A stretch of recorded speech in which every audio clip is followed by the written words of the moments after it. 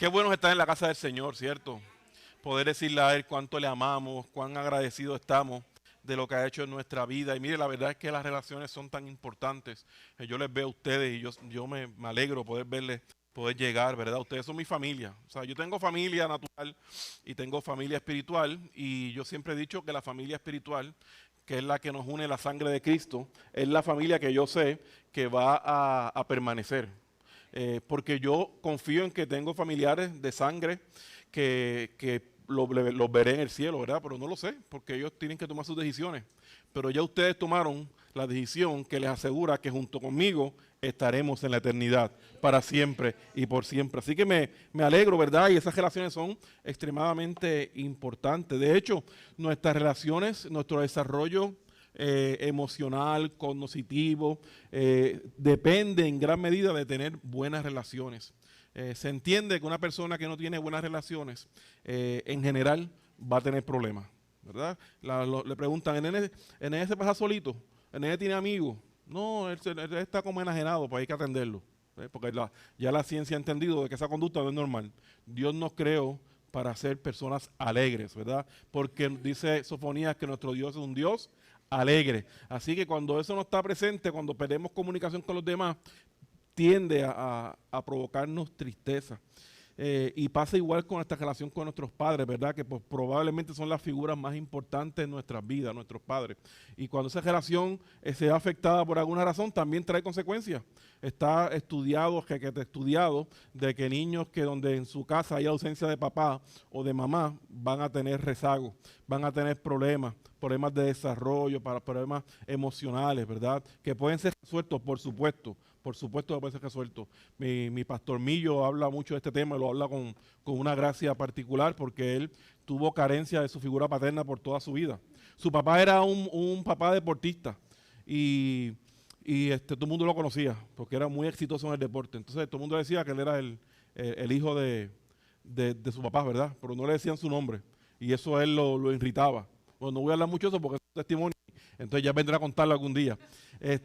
Pero tuvo esa ausencia y por mucho tiempo sufrió hasta que un día conoció a su Padre de los cielos, a su Padre espiritual, y eso cambió toda su dinámica. Y que la relación de padre e hijo es una de las relaciones más especiales, ¿verdad? Y de madre e hijo, por supuesto, de las relaciones más especiales porque bueno, el Señor lo diseñó de esa manera.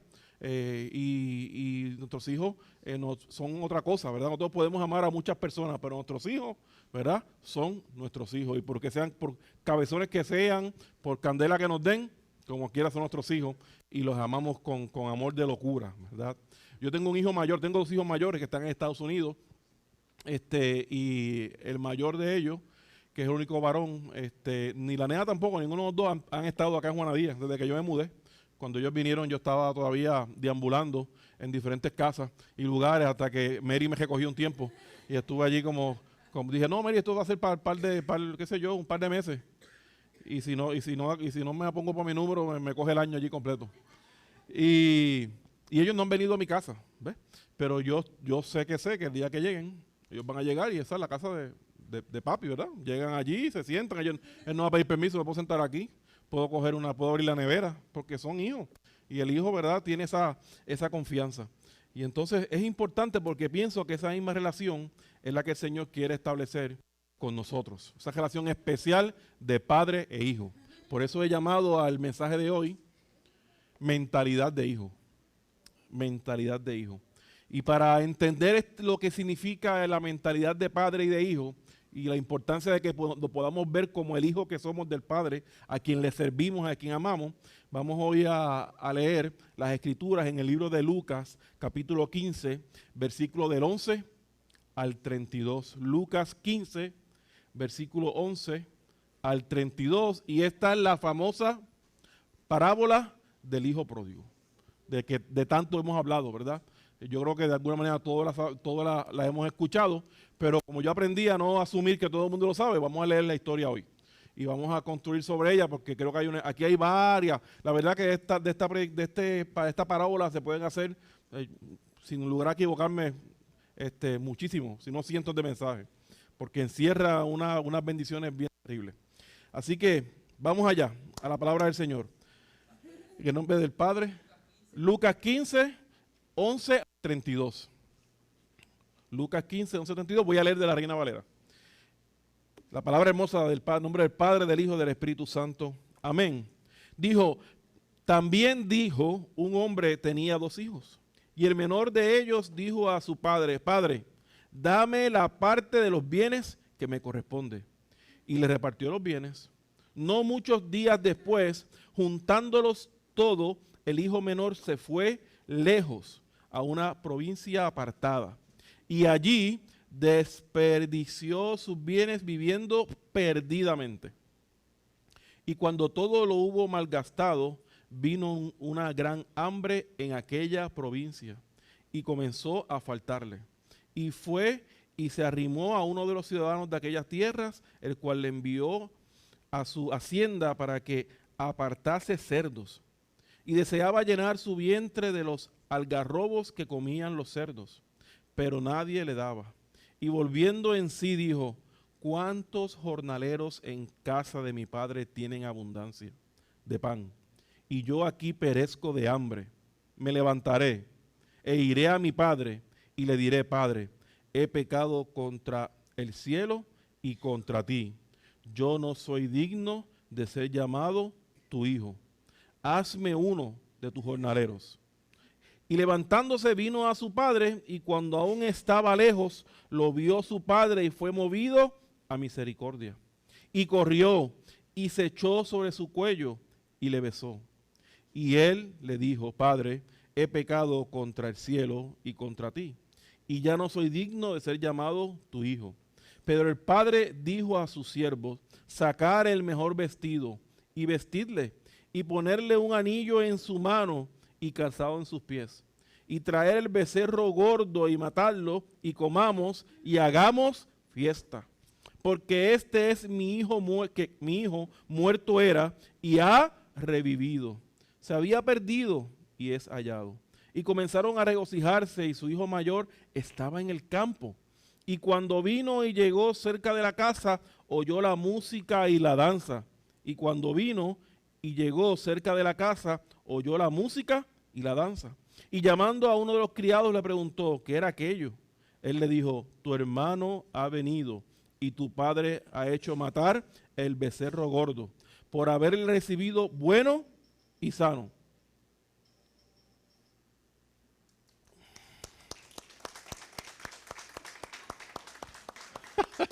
El nene entró y dijo, mira, me aplaudieron. Qué bueno que llegaste, gloria a Dios, sigue por ahí. Entonces, sigue para allá, para tu escuela. Entonces se enojó y no quería entrar. Salió por tanto a su padre y le rogaba que entrase. Mas él respondió, dijo al padre, he aquí tantos años te sirvo, no habiéndote desobedecido jamás, y nunca me has dado ni un cabrito para gozarme con mis amigos. Aleluya. Dios te guarde. Pero cuando vino tu hijo, que ha consumido tus bienes con rameras, ha hecho matar para él el becerro gordo. Hijo, tú siempre estás conmigo y todas mis cosas son tuyas. Mas era necesario hacer fiesta y regocijarnos, porque tu hermano era muerto y ha revivido. Se había perdido y es hallado. Aleluya, aleluya, aleluya. Mira, yo puedo terminar ya aquí, ya el Señor nos bendijo, ¿verdad? Porque es que esto está tremendo, esto está tan espectacular. Así que vamos y nos adentramos a esta palabra, a ver cómo Dios nos habla en la mañana de hoy. Padre bueno, Padre lindo, Padre hermoso, te pido, Espíritu Santo de Dios, que esta palabra se nos revele en esta mañana como la has propuesto en mi corazón, Señor. Dame la gracia para poder enseñarle al pueblo, Padre, como es tu voluntad. Espíritu Santo, te ruego, Espíritu Santo, que tú que te estás paseando ahí hace rato en medio nuestro, nos ayudes a prestar atención a este ratito que vamos a estar compartiendo, Señor, tu palabra. Además de eso, que la palabra vaya y cumpla el propósito para lo cual es enviada, Señor, que restaure nuestra alma, que restaure nuestro ser, que nos dé esperanza, Señor, y que nos ayude a crecer en ti. Te lo pido, amado Señor, en el nombre del Padre, del Hijo y del Espíritu Santo. Amén y amén. Qué tremendo, ¿verdad? Yo siempre digo y le enseño a la iglesia que el contexto donde leemos la palabra siempre es importante. ¿Qué es eso, pastor? Bueno, que a veces ahí por ahí nos dedicamos a leer ciertos versos nada más y no vemos la historia completa, ¿verdad? Dice el americano el big picture, ¿verdad? Vemos toda la historia. Y es importante que podamos entender toda la historia. Y aquí en esta parábola está aquí hablando Jesús, ¿verdad? Y Lucas está recogiendo, yo lo imagino él apuntando todo lo que da ahí, ¿verdad? Lo que está ocurriendo. Y cuando Jesús está hablando, cuando vamos a su palabra, nos vamos a dar cuenta que en principio, miren cómo dice, se acercaban a Jesús todos los publicanos y pecadores para oírle. ¿Ves? Ya eso era medio escandaloso. Y los fariseos y los escribas murmuraban diciendo, a los pecadores recibe y con ellos come. Eso es una costumbre de los religiosos de aquel tiempo. Solamente se reunían con los santos de los santos, ¿verdad? No se mezclaban ni con publicanos, ni mucho menos con pecadores. Jesús vino a dar el panorama y vino a rescatar lo que se había perdido. Así que ya él vio aquí en esta escena una buena oportunidad para dar una buena enseñanza, ¿ves? Para llevar a esta gente a la escuelita, para que esta gente aprendiera. Y entonces le refirió a la parábola diciendo, ¿qué hombre de vosotros teniendo 100 ovejas, si pierde una de ellas, no deja las 99 en el desierto y va tras la que se perdió hasta encontrarla, ¿verdad? ¿Cuántas veces hemos escuchado esa parábola de quién deja 99 ovejas para ir a buscar la que se perdió? Así que él comienza a construir su mensaje con esta parábola que está en el principio ahí, en el libro de Lucas capítulo 15, en los primeros versículos, de 3 en adelante. Así que va diciéndole, ¿quién? Parece que era normal, porque miren qué interesante. Dice, ¿qué hombre de vosotros teniendo 100 ovejas, si pierde una de ellas, no deja las 99 en el desierto y va tras la que se perdió hasta encontrarla? ¿Verdad? Entonces, como forma de pregunta. Y cuando la encuentra, la pone sobre sus hombros gozoso. No es que vaya a recogerla tú, oveja desobediente, y le mete un cantazo. No, eso supone que fuera lo natural. ¿A cuántos no nos pasó eso? ¿Verdad? Yo me perdí una vez, ¿verdad? Y bueno, porque mi mamá se va a trabajar y yo pensaba que salía más tarde y ese día se salió más temprano. Y yo calculé mal el tiempo y me fui para la playa escondida. Y cuando llegué tenía a mi mamá, a mi papá, a la policía, a los vecinos. Yo dije, yo estaba como el hijo que se quedó. ¿Qué está pasando aquí? ¿Verdad? Que esto es Jebulú y el Jebulú era para mí, ¿verdad? Entonces, pues claro, mi papá se alegró mucho cuando me vio. No sé si se acuerda. Él siempre nos ve. Él se alegró mucho, pero después de la alegría vino para mí la tristeza. Porque le aseguro que nunca más me voy a perder. Pero mire, no, este buen pastor fue y buscó esa ovejita y dice que no le dice, mira, acaba y camina por ahí. No, él la recoge y la pone en su hombro y va gozoso. Qué cosa hermosa, ¿verdad? Ese es Jesús con nosotros. Ese es el Señor con nosotros. ¿Cómo es que nosotros nos extraviamos y Él nos busca con alegría? Y nos dice, ahora tú, como te perdiste, te espera 5 años de amargura. ¿Qué va? Él te recoge con amor, con gozo y te une al redil, te une al resto de las ovejas. Así que ven cómo Él va poco a poco enseñándole, porque Él a quien le está hablando en ese momento es a esos fariseos y escribas que murmuraban. Pero claro, siendo Jesús Dios, sabía que un día, como hoy, aquí en Ponce estaríamos hablando también de eso. Esa palabra trasciende y bendice nuestras vidas. Así que, por eso es que usted ve que la iglesia cuando llega alguien que se había alejado o que ya hay alguien nuevo, nosotros celebramos como celebramos, ¿verdad? Una celebración media de locura. La gente dice, ay, yo como que cuando llegué me asusté porque esa gente dándome abrazos a ellos, yo no los conozco, ¿ves? Pues perdón, que es que aquí somos medio exagerados. Pero es que no. Entonces, me acordé de algo. Pues entonces, la cosa es que este era Jesús diciéndole, de esto se trata de rescatar lo que se había perdido. Pero entonces no se queda ahí, ¿verdad? Sino que entonces luego dice en el versículo 8, ¿o qué mujer que tiene 10 dracmas se pierde una dracma, no enciende la lámpara y barre la casa y busca con diligencia hasta encontrarla? y cuando la encuentra reúne a sus amigas y vecinas diciendo, gozaos conmigo porque he encontrado la dracma que había perdido. ¿Ven?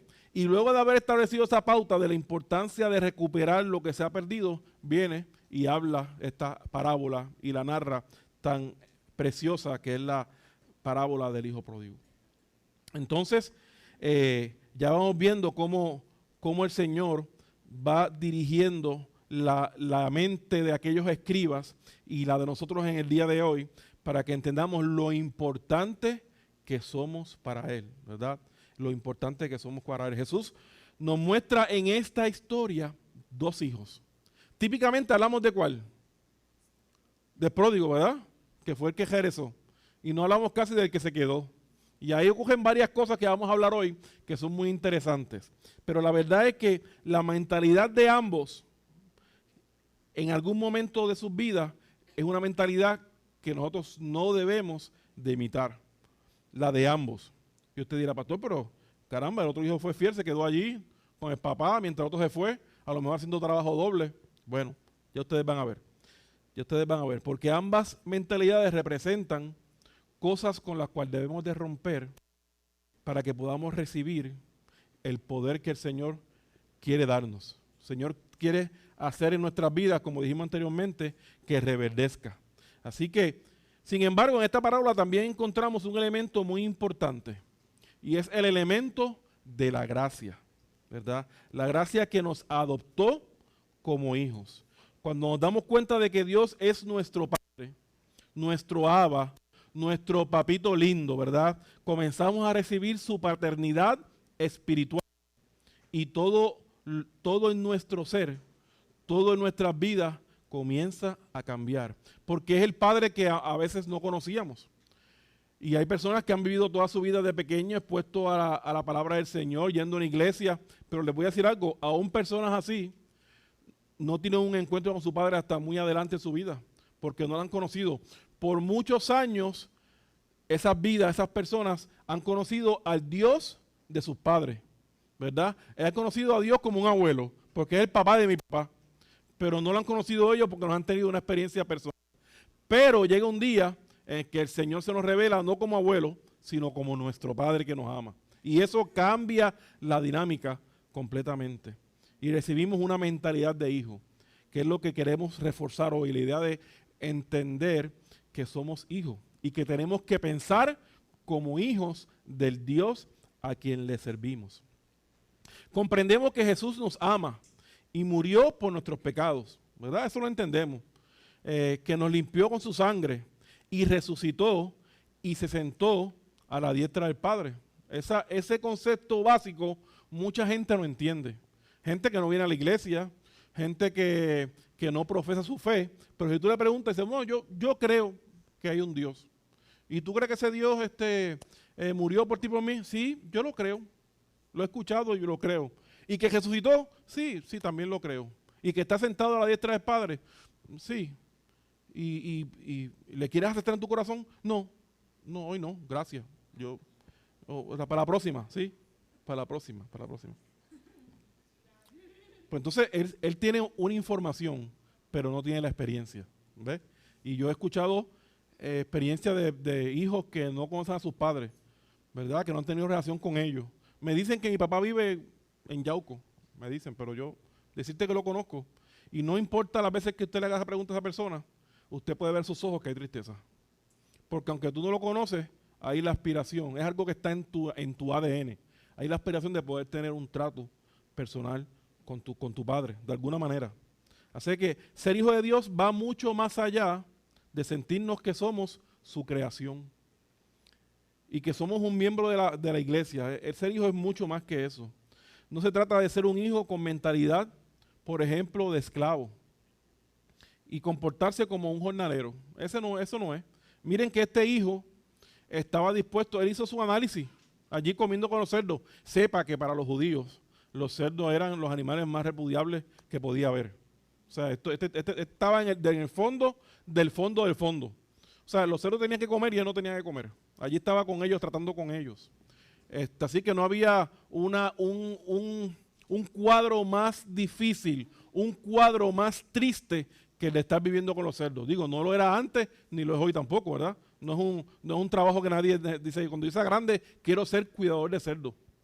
Creo yo que, ¿verdad? Digo, no que no haya dinero en eso, ¿verdad? Imagino yo, pero no como que es algo a lo que tú aspiras.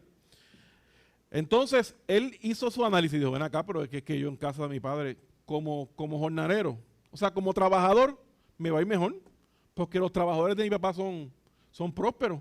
Y yo estoy, pues yo voy allá, pero él nunca pensó que el padre le recibiría como su hijo. Eso no estaba. Miren que cuando si usted se da cuenta en el verso, él repasa.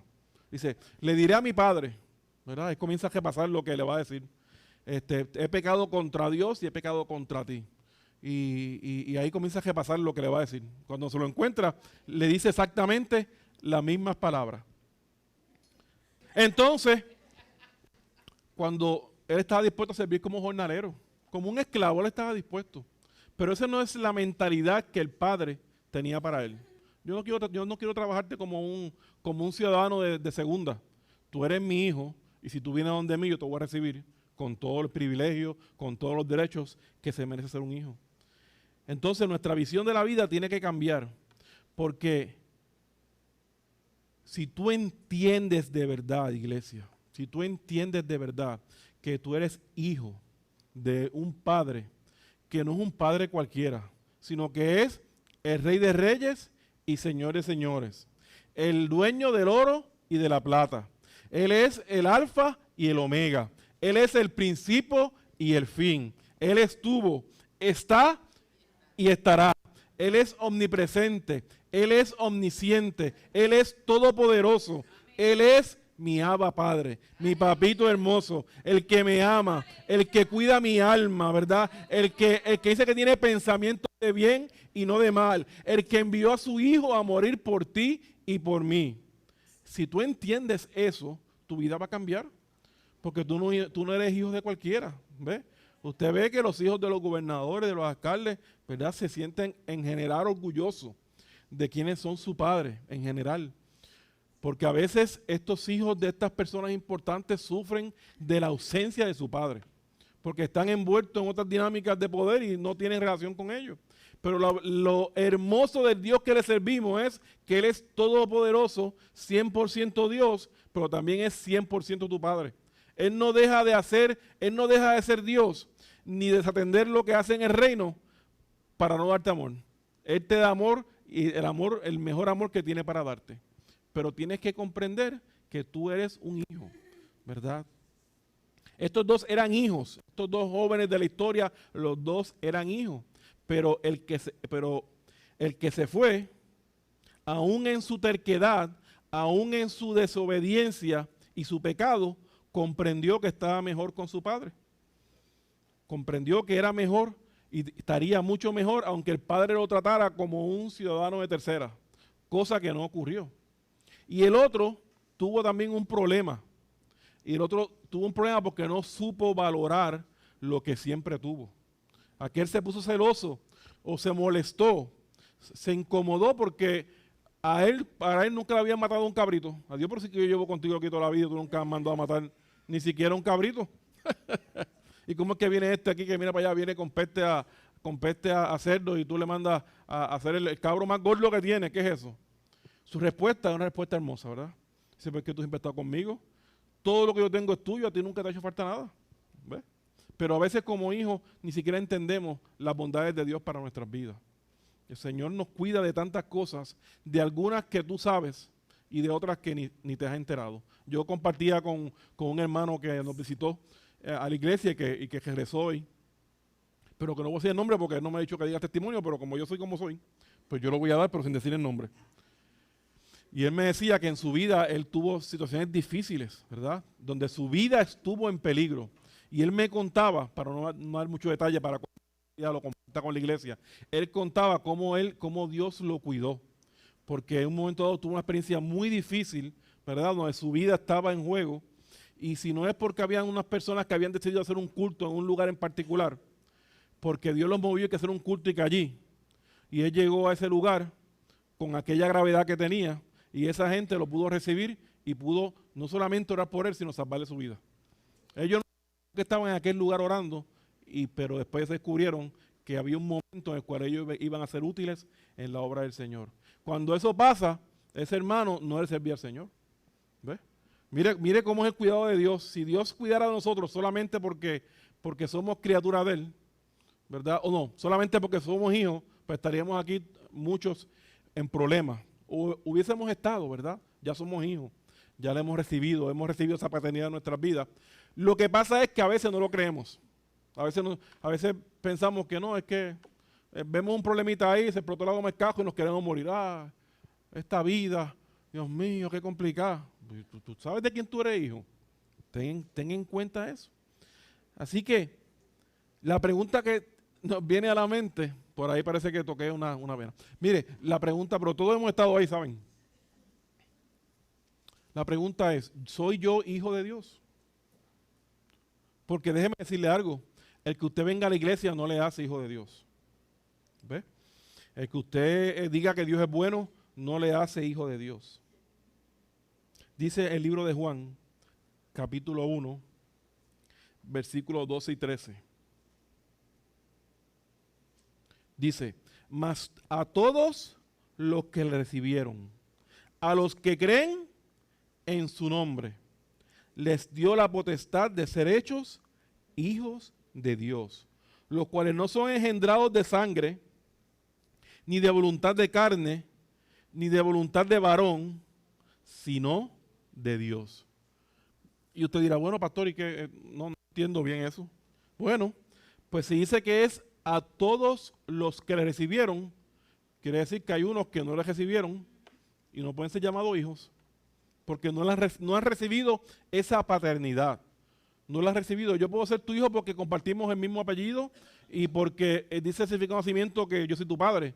Pero si tú no quieres tener conmigo relación, pues eres para la ley un hijo, pero en términos de nuestra relación, que es lo más importante, pues no tenemos. ¿Por qué digo que es lo más importante? Porque yo conozco personas, le llaman papá a una persona que no comparte su sangre, pero que les ayudó a criarlo.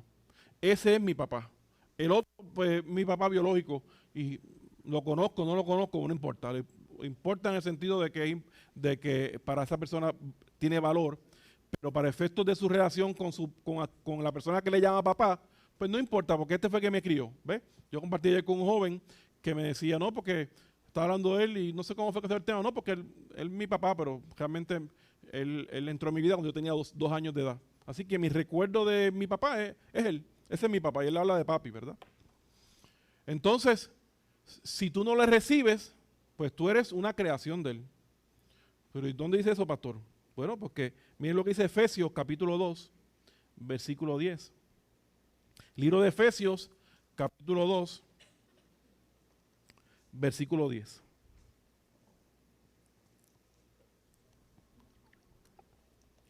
Dice, porque somos hechura suya, creados en Cristo Jesús para buenas obras, las cuales Dios preparó de antemano para que anduviéramos en ellas.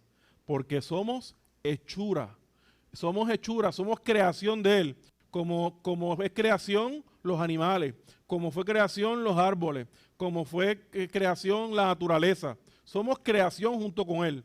La diferencia es que nosotros fuimos creados a su imagen y semejanza. Ya eso es una diferencia, pero seguimos siendo creación hasta el momento que le recibimos como Padre. Dice, más a los que le recibieron, a eso se le dio la potestad de ser llamados hijos de Dios. ¿Qué significa eso? Bueno, miren lo que dice Romanos capítulo 8, versículo 17. Romanos capítulo 8, versículo 17 dice, y si hijos, también herederos, herederos de Dios, coherederos con Cristo, si es que padecemos juntamente con Él, para que juntamente con Él seamos glorificados. Entonces, ya aquí pasó algo, porque dice, si hijos, también herederos. Y el que hereda, ya es que porque tiene que ser hijo, no hereda cualquiera. Aún el mundo reconoce. Y recientemente ha habido cambios en ese tema de la herencia, reconoce la importancia de que los hijos hereden, pero no hereda cualquiera, hereda quien automáticamente que el hijo o el que usted designe, ¿verdad? Yo hablo con Mary, y Mary tiene un solo hijo, así que ahí está la cosa un poquito menos complicada, ¿ves? Pero ella dice, cuando yo hago cosas aquí, yo le consulto a él porque esto es de él, me dice ella. ¿Por qué? Porque es de él. Bueno, no es de ella, pero ella reconoce que ese es su único hijo y que eventualmente él va a tener la autoridad sobre eso. Así que ella le consulta, y por supuesto es su hijo, ¿verdad? Y tiene esa relación con él. Ya papá no está, papá ya está, papá se nos adelantó en la fiesta con el Señor. Así que ella le consulta a él, porque ese es su hijo. Pero él es heredero. Yo llego a casa de Mary y comparto con ella y le digo, Mary, tengo sed, pues vaya allí y busque agua, ¿verdad? Pero yo siempre pregunto. Ella a veces me tiene detallitos allí. Mary, no vamos a decir para que no nadie se entre a celo, pero ella me tiene sus detalles. Pero yo soy el pastor, pero cuando el hijo llega es el hijo, ¿verdad? Ella me quiere mucho, pero aquel es el hijo. El hijo llega y hace como él quiere porque esa es su casa, esa es su mamá, ¿verdad? Ese es su lugar. Entonces hay una diferencia. Y cuando nosotros entendemos eso, tenemos que hacer una pregunta. ¿Yo quiero ser solamente creación de Dios o yo debo tener una mentalidad de hijo? Porque si pensamos como hijo, la cosa cambia. Ya no es Señor que estás allá en el cielo, en el trono, increíble, Padre, Rey de Reyes. No. Ahora es, papito, Padre hermoso, ay, yo te amo, Padre Santo, tú eres mi papá quien me cuida, ¿verdad? Entonces tenemos una relación diferente y pedimos diferente porque sabemos quién tiene la autoridad para darnos. Claro que si somos hijos entendidos, no pedimos lo que nos da la gana. Le pedimos, Señor, sobre este asunto, ayúdame a tomar una decisión sabia. Espíritu Santo, ayúdame a ver cómo yo puedo lograr alcanzar esto. Yo sé que tú puedes hacerlo porque tú eres el dueño de todo. Pero ¿qué me conviene? ¿Qué me conviene, papito? Comienza la relación a cambiar con nuestras vidas y cómo le conocemos y cómo tratamos con Él. Muchas veces en nuestras vidas, como hijos de Dios, Él tiene que llevarnos a darnos un reset, a hacer unos cambios en nuestras vidas, ¿verdad? Para que podamos reconocer en qué áreas estamos fallando y en qué áreas necesitamos que su favor, que su cuidado esté con nosotros. Necesitamos su gracia para poder continuar y llevarnos hacia el destino que Él tiene preparado para nosotros. En estos días me dijo alguien, mira, nuestra vida con Dios es como ver la película de Titanic. Yo dije, ajá, esto está interesante, cuéntame eso. Sí. ¿Usted ha visto la película de Titanic? Yo sí, yo la vi. Pues, ¿usted sabe cómo comenzó? ¿Usted sabe cuál es el intermedio? Y usted sabe cuál es el final. Sí, es verdad. Bueno, pues así nos mira Dios. Él sabe cuál es el principio. O sea, él no tiene tiempo, Él está ahí constantemente. Pero como Él nos ha dado libre albedrío, Él quiere saber cómo vamos a llegar hasta el final. ¿Vamos a llegar como es su voluntad o vamos a llegar por nuestra fuerza? Y si es por nuestra fuerza tenemos problemas, porque vamos a llegar golpeaditos. vamos a llegar, ¿verdad?, con dolores en el hueso en todos lados porque no hemos sido obedientes. Entonces el Señor viene de momento y cambia las circunstancias. Déjame adelantar un poco la película o déjame atrasarla. Porque el plan de Dios con el pueblo de Egipto era llevarlo en poco tiempo a la tierra prometida. Pero había que afinarlo. Porque mire, Él lo llevó listo. Él les dijo, ustedes han estado 40 años, más de 500 años en cautiverio. Los voy a sacar al desierto, ¿verdad? Voy a abrir el mar rojo para que ustedes vean mi poder. Voy a hacer señales y prodigios. Les voy a dar de día, les voy a poner unas columnas de nube para que el sol no les afecte. De noche que hace frío les voy a poner unas columnas de fuego. Les voy a enviar maná, no tengan porque ¿qué van a sembrar en el desierto? Nada. Pues les envío maná. Pues si es donde es maná, pues les voy a dar codornices para que coman carne. No, tampoco. El pueblo de Dios era complicado, ¿verdad? Entonces un pasito, una vueltita se convirtió en 40 años. No solamente eso, sino los que salieron de Egipto no pudieron entrar a la tierra prometida. Entró sus hijos, pero ellos no pudieron entrar. El propio Moisés tuvo que verla de lejos. Increíble, ¿verdad? Porque a veces Dios tiene que, mira, pues ya que yo te quiero llevar allá, pero ya que tú te has puesto así, déjame ver cómo altero las circunstancias. ¿Por qué, iglesia? Porque para Dios es más importante que tú estés con Él en la eternidad que un ratito aquí en la tierra. Si te toca vivir una ruta difícil, si te toca vivir unos años de dificultad y eso afina tu corazón para encontrar tu propósito en el Señor, le veas como Padre y puedas estar juntamente con Él en la eternidad, pues eso es lo que va a pasar. Te va a tocar un tiempito difícil. Y te dirá, es que yo no sé, Dios la tiene conmigo. Hablaba con alguien y yo me decía, no, pues es que a mí no me sale bien. Yo creo que Dios la tiene cogida conmigo. Yo dije, ay, amado, si Dios la tuviera cogida contigo o cogido contigo, tú y yo no estaríamos hablando. Para empezar, si tú y yo estamos hablando es porque Él está empeñado de tu vida.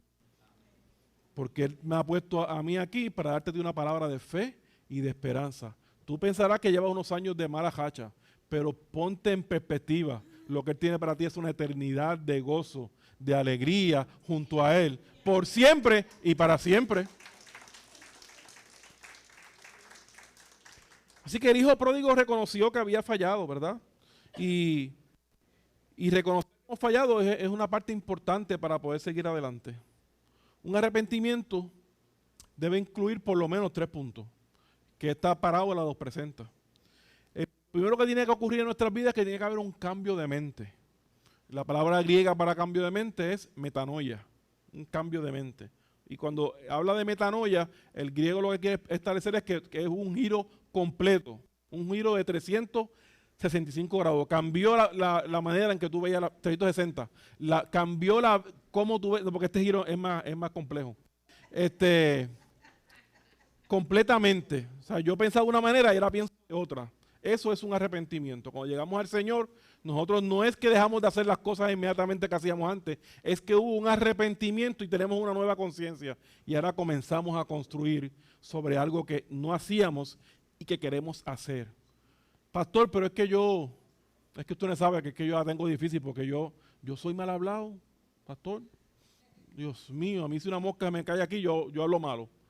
Y entonces cuando yo deje de hablar malo, yo entonces acepto al Señor. ¿Qué va? Nunca va a aceptarlo porque eso no es así. Tiene que haber un cambio de mente y eso lo hace el Espíritu Santo de Dios. Con el tiempo usted se dará un cantacito y dirá gloria a Dios. Y dirá, Dios, mira, dije gloria a Dios, ¿verdad? Yo celebré mi primer gloria a Dios con un dedito pequeño, yo lo celebré. Yo dije, se santificó el dedo.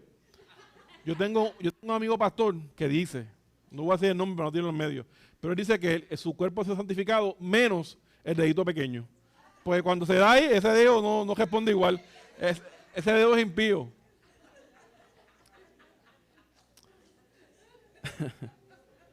No, pastor, es que a mí me gusta janguear en algunos sitios a veces donde hay bebida. Pues mi hijo, pues eso hasta que el Señor no haga ese cambio en tu corazón y tú le permitas, pues va a llegar un día que tú vas a llegar a ese sitio y tú dices, ay, a mí no me gusta. Aquí yo he escuchado, aquí en mucho tiempo, he escuchado, pero recientemente alguien me dijo, me testificó eso. Me dijo, yo antes iba a estos lugares y pues era mi momento, no era que me iba a emborrachar nada, pero era mi tiempo de escape. Y hasta que acepté al Señor, y después que acepté al Señor, un día, pastor, me fui también a janguear para sitio de eso. Y como yo no te trato a ustedes para estar, yo no te trato a ustedes independientemente de lo que ustedes hacen, pero Dios está ahí. Entonces la persona estaba ahí cuando a la que comenzó la dinámica del jangueo, dijo, ay, yo me siento incómodo o incómoda para no, aquí en este lugar. Ay, y no, se tuvo que ir.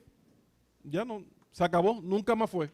Fue que yo le dije aquí, a ti estoy mirando, que está metido. Yo no estoy atrás de nadie aquí. Fue que el Espíritu Santo mismo fue y le la regulló. Él es quien provoca los cambios. Yo les pongo como pastor a la palabra del Señor. Dios trabaja con ustedes poco a poco. Ok, un cambio de mente. ¿Qué más tiene que ocurrir? Un cambio de corazón. El hijo pródigo reconoció que él no estaba bien allí. Yo aquí yo estoy mal. Yo lo hice mal. Claro, usted dirá, sí, un mamey, porque estaba comiendo con los cerdos, pero mientras le fue bien no se quejó. Bueno, así somos, iglesia. Ahí somos toditos. Hasta que a veces la cosa no se pone complicada, nos decimos, ay, Señor, ¿verdad? Dice la gente que cuando se anuncia que un avión se va a caer, no hay ni un solo impío. No hay ni un solo ateo. Todo el mundo dice, Señor, ayúdanos. Pues Señor, ¿de qué? Si tú nunca has pensado en Él. Pero aún en esas ocasiones, si hay un corazón genuino, el Señor trabaja contigo. Finalmente tiene que haber un cambio de acción. Él dice, él no se quedó allí lamentándose y practicando lo que iba a decirle al Padre. Se puede quedar ahí practicando, a ver cómo le digo, Padre, ay Padre, yo que te amo tanto, ay mira que yo he sido malo. No, él pensó lo que iba a decir, se paró de allí de donde estaba y fue donde su padre. Total, ¿qué más tenía que perder? Así que estos tres elementos se manifestaron en la vida de este joven, el famoso hijo pródigo, y él recapacitó y reconoció que se había equivocado y cambió su mentalidad. Y claro, el que Padre lo recibiera es el ejemplo clásico de lo que significa la gracia. La gracia. ¿Qué es la gracia, pastor? No es gracia de gracia, no, es la gracia de Dios. ¿Qué significa eso? Miren, la gracia es que Él no nos da, miren qué interesante, Él no nos da lo que merecemos. Él merecía primero un buen speech, ¿verdad? Y quizá ponerlo a trabajar como jornalero, pero estar allí por lo menos 3 años. A ver su conducta, a ver cómo se va comportando. ¿Ves? Y si se comportaba bien y si realmente había un cambio, entonces pues ya te pongo el anillo y ahora te llamo hijo. ¿Qué va? La gracia de Dios estaba allí y él lo vio de lejos llegar y él lo que vio es el hijo que volvía. El hijo que había perdido y que ahora regresa a su casa. Su condición no era lo importante. Él debía de oler mal. Debía de haber, imagínense la vida que llevaba. Y él fue y dice que le dio un beso en el cuello. ¿Qué detallista el Señor con su palabra, ¿verdad? No se le escapa una. Que le dio un beso en el cuello. Tú sabes que si uno está sudado, pues eso es complicado. Pero él no le importó porque lo que estaba viendo era a su hijo. ¿Cómo te ve Dios en la mañana de hoy? ¿Tú crees que Él te ve como su hijo? Porque la única manera de que Él te vea como su hijo es que tú le permitas ser tu padre. Dice su palabra que Él toca la puerta y llama, y si tú abres, Él entra. Entra y cena contigo, y dice el texto, y tú con Él. O sea, que no te quedas mirándolo ahí, sino que los dos cenan. Qué lindo. Eso es lo que el Señor quiere cambiar circunstancias en tu vida. Por eso es que la gente cuando tiene un encuentro con el Señor, se sacude y dice, no, yo tengo que llegar a la casa del Señor, yo tengo que proclamar mi fe porque mi Padre quiere que yo esté bien. Pero eso no lo entendemos hasta que le vemos como Padre. En ocasiones pensamos que Dios no nos puede dar lo que hemos perdido a causa del pecado, cuando en realidad Él nos va a dar algo mejor. Realmente Él es un buen Padre. Lo que tú perdiste, el Señor te lo va a devolver. En la misma manera, no necesariamente, pero Él te va a devolver lo que tú perdiste. Porque ese es el Padre al cual le servimos, al cual aspiramos a estar con Él. La gente dice, iglesia, ya estoy terminando, la gente dice, ay, pastor, eso del infierno, yo no creo en eso.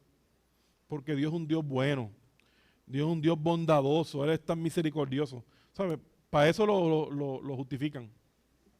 Que Él no va a permitir que nos perdamos. Bueno, yo creo que la contestación a eso es sí, es verdad. Él es todo eso que tú dices. Pero Él no te va a condenar a una vida eterna junto a Él cuando tú en vida nunca quisiste tener nada que ver con Él. O sea, tú estás aquí, tú y yo estamos aquí hoy. Obviamente este mensaje no le aplica a usted está aquí buscando al Señor. Pero habrá alguien que le hemos dicho, busca al Señor, vente, acompáñame a la iglesia. Y él o ella son consistentes en no querer nada que ver con Dios. Esa persona muere. ¿Tú crees que Dios le va a decir, ahora vente conmigo? Pues si tú no quisiste estar con Él nunca en tu vida, ¿por qué te va a obligar a estar con Él en la eternidad? Pues entonces Él te da una vida lejos de Él. ¿Cómo es esa vida lejos de Él? Bueno, la Biblia hace unas descripciones bastante gráficas. Pero para mí, cualquier lugar lejos de mi Padre es un infierno. Porque yo quiero estar cerca de mi Padre. Los padres y los hijos en este mundo natural tienen problemas, ¿verdad? Se enchisman por cualquier cosa. Eso puede pasar. Esa es parte de nuestra humanidad. Pero les aseguro que el amor no cambia. Está ahí. Y en la más mínima provocación, las relaciones se restablecen. Las relaciones se mejoran. Porque está de por medio que es tu hijo. Y el padre, que tiene más capacidad que el hijo usualmente, le cuida y le perdona. Termino con este versículo. Y esto es un versículo que deben de apuntarlo por ahí. Y si quieren, apúntenlo en el teléfono, en la nevera. Porque es un versículo hermoso. Voy a leer de la versión Dios habla hoy. Isaías 43, versículo 19. Isaías 43, versículo 19. Dice el profeta, hablándole a la iglesia, no, hablándole al pueblo de Dios, que le había dado la espalda y estaba pagando las consecuencias.